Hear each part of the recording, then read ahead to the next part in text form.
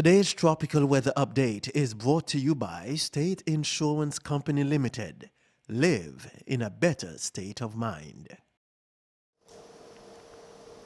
A pleasant good day, everyone. I am Letitia Humphreys in with your tropical weather outlook for today, Tuesday, September 9th, 2025. Across the Atlantic, we see that there is no tropical cyclone activity expected to develop within the next 7 days, according to the National Hurricane Center. Now today we are at day 101 of the Atlantic hurricane season. We are just a day away from the climatological or the historical peak, which comes up tomorrow, September 10th, which tells us that conditions are most favorable for tropical cyclone development. It's not really telling us that a lot of activity is occurring, but the conditions are most favorable for tropical cyclone development. Now we're actually running ahead of schedule because so far we have seen 6 named storms for the Atlantic hurricane season. Usually on average it is about 4. This time last year we saw about 5, and then going into late September into October, the number of named storms actually doubled. So the conditions are expected to remain favorable, and we see here also a second peak around October 15th. So please continue to monitor the Atlantic with us as we continue into the Atlantic hurricane season. Now across our area, especially across the northeast Caribbean, there is a trough system that is moving across the area, and the Leeward Islands and later on the British Virgin Islands, the St. Martin, Anguilla thereabout, they saw some unstable conditions across the area this morning.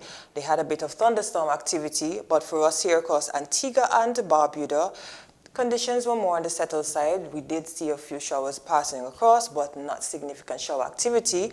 And throughout the day, there is the possibility that some of those showers could still develop, but we're not looking for any significant showers.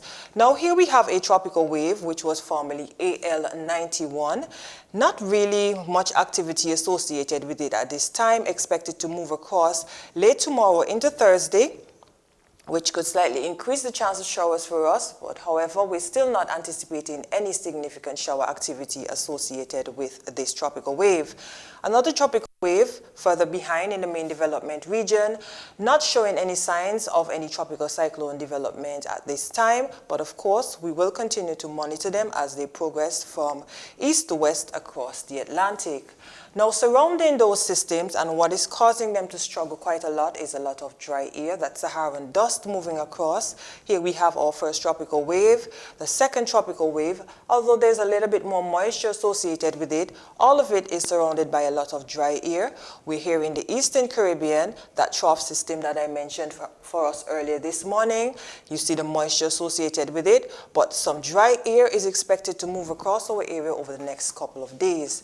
Notwithstanding that the Atlantic hurricane season at this time, we only had 6 named storms, NOAA is still forecasting for a 50% chance of the tropical activity being above normal, the tropical cyclone activity that is being above normal. So we're looking at an above normal season, a 50% chance of that happening, where we're still anticipating 13 to 18 named storms, 5 to 9 of those becoming hurricanes, and out of that, 2 to 5 of them becoming major hurricanes. So far, we've already seen Hurricane Erin developing into a major hurricane.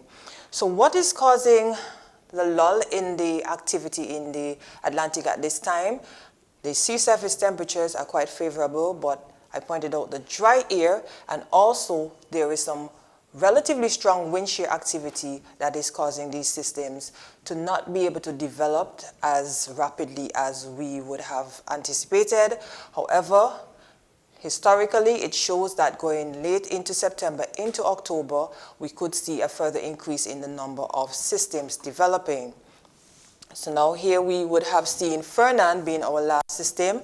Next on the list is Gabrielle. So we have quite a few names to go, 21 in total, and so far we have already called 6 named storms for the 2025 Atlantic hurricane season. Remember, to send anything you have of interest to us at abmsiwatch@gmail.com, and also like and subscribe our social media platforms, Instagram, Facebook, YouTube, and X, so that you don't miss any of our future updates.